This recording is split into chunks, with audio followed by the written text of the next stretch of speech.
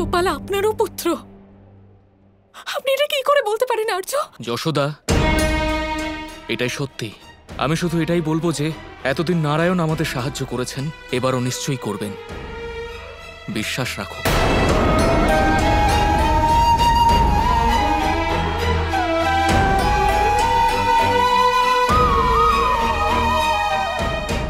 যশোদা রানী, এখনো কি আপনি সেই একই কথা ভেবে যাচ্ছেন যে এসবের পেছনে কংসের কোনো হাত নেই? এটা আমার ভাবনা নয়, আমার বিশ্বাস।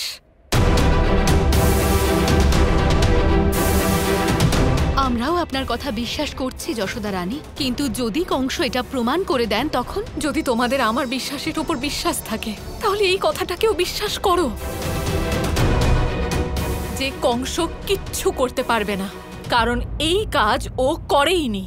তাহলে এই প্রশ্নের উত্তর দাও যশোদা রানী, যদি মহারাজ কংস না করে থাকেন তাহলে কে করেছে? কে সে যে আমাদের বাচ্চা, আমাদের গরু, আমাদের লোকজনকে নিয়ে চলে যাচ্ছে? কে করছে এইসব? কে আমাদের অনুভূতি নিয়ে খেলছে? যদি সেরকমটাই হয় তাহলে আমরা আমাদের বাচ্চাদের কোথায় খুঁজবো?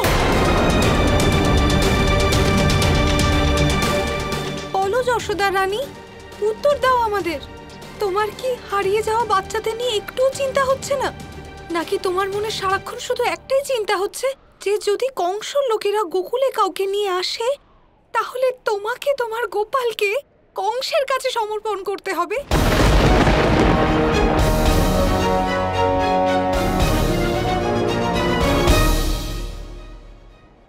আমাকে ক্ষমা করে দাও, আমিও এটাই চাই যে সমস্ত বাচ্চারা ফিরে আসুক। আমি ওদের ততটাই ভালোবাসি যতটা তোমরা বাসো। আমাকে বিশ্বাস করো, সব ঠিক হয়ে যাবে। যতক্ষণ না আপনি ঠিক করবেন ততক্ষণ ঠিক হবে না যশোদা রানী। এই সব আপনার জন্য হয়েছে, আর সেই জন্যই যদি মহারাজা কংস কাউকে পাঠায় তাহলে আপনাকেও আপনার কথা রাখতে হবে। গোপালকে নীলবনে পাঠাতেই হবে। তখন আপনি বুঝতে পারবেন সন্তানকে হারাতে হলে কতটা যন্ত্রণা হয়।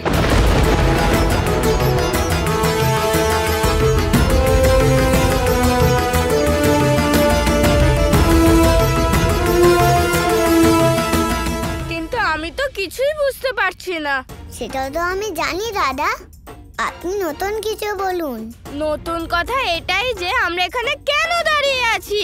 আমরা কোথায় দাঁড়িয়ে আছি? পৃথিবীতে ঘুরছে দাদা, আর সময়ও। গোপাল, আমরা কেন অপেক্ষা করছি এটার জন্য যে কংসের রক্ষীরা আমাদের লুপ্ত হওয়া মানুষদের খুঁজে বার করুক? কারণ মা এটাই বিশ্বাস করে, আর এটাই সত্যি। হ্যাঁ, কিন্তু আমরা তো জানি যে কংস ওদের সবাইকে লুপ্ত করায়নি। দাদা, অদৃশ্য যেই করুক, কংস কাউকে না কাউকে তো অবশ্যই উপস্থিত করবে।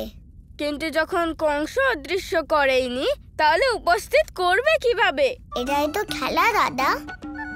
আমি তো আমার প্রশ্নের উত্তর পেলামই না ভাই। তোমার লীলা আমি কিছুই বুঝতে পারি না। ধৈর্য ধরুন দাদা, এখনো কিছু সময় বাকি আছে, একটু পরেই সব জানতে পারবেন।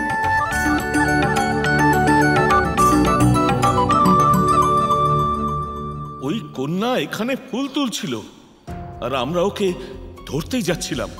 ঠিক তখনই নন্দর আওয়াজ পেলাম আর আমরা লুকিয়ে পড়লাম, আর সেই মুহূর্তে ওই কন্যা অদৃশ্য হয়ে গেল।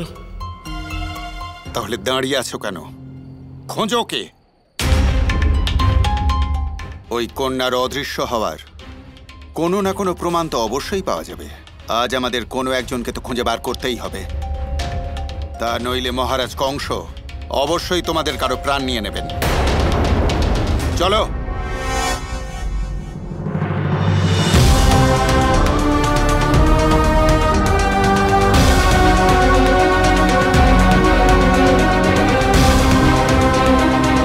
সেনাপতি মশাই, তাড়াতাড়ি আসুন। বলো। ওই দেখুন।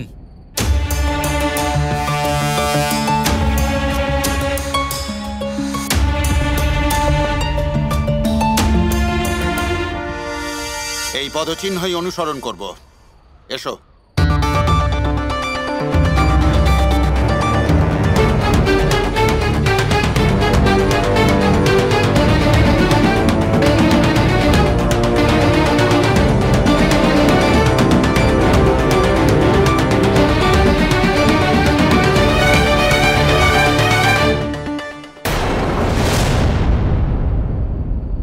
পদচিহ্ন এখানেই সমাপ্ত কেন?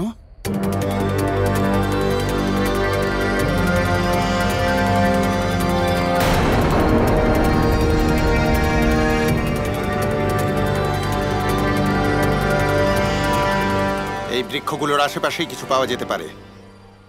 এই বৃক্ষগুলোর চারদিকে খোঁজো, হয়তো কেউ লুকিয়ে আছে। খোঁজো।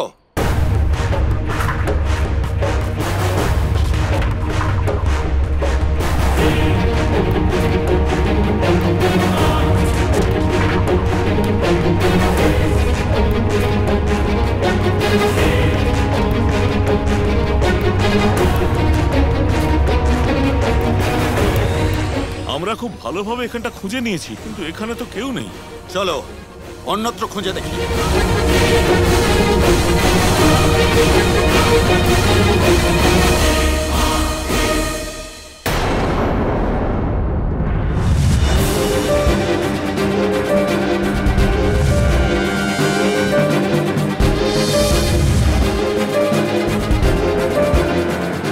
মণিগ্রীবা, আমাদের যে করেই হোক গোপালকে এখানে আনতেই হবে। যদি গোপাল এখানে না আসে আমরা মুক্তি পাবো না। এবার কি করব নলকুবের? এখন আমাদের কাছে একটাই পথ আছে।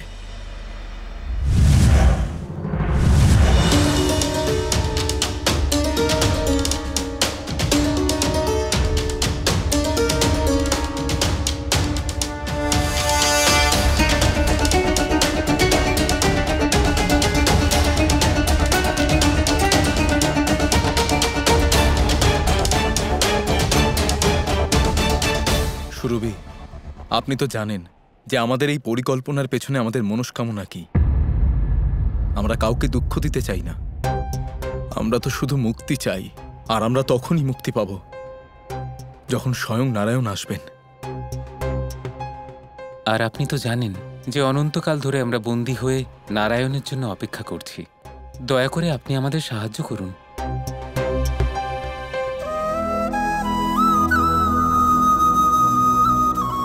আপনি যেতে পারেন সুরভি।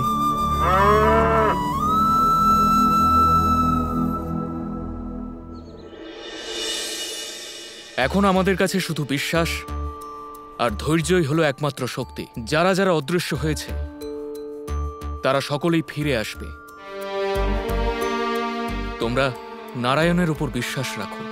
হ্যাঁ, নারায়ণ সব ঠিক করে দেবেন। সূর্যাস্ত হতে চলেছে। যদি কংস এসব করতেন তাহলে এতক্ষণে ওনার সৈন্যরা সংবাদ নিয়ে চলে আসতেন। আমার সম্পূর্ণ বিশ্বাস। আমার গোপালকে নীলবনে যেতে হবে না। ব্যাস যশোদা রানী,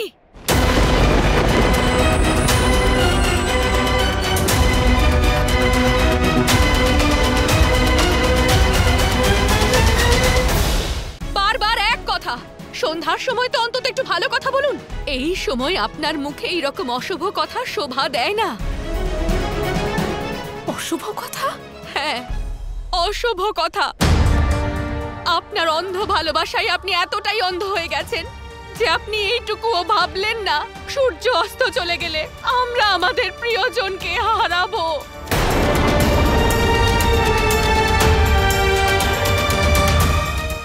এতটাও নির্দয় হবেন না যশোদা রানী। এই মুহূর্তে তোমরা আমাকে নিষ্ঠুর ভাবছো। তোমাদের সবার অভিযোগও মেনে নিচ্ছি আমি। বিশ্বাস করো, তোমরা যা শাস্তি দিতে চাও দিয়ে দাও। আমি সমস্ত শাস্তি স্বইচ্ছায় মেনে নিচ্ছি। কিন্তু আমার ভুলের শাস্তি আমার গোপালকে দিচ্ছ কেন? নন্দলাল জয় গোপাল জয় গোপাল।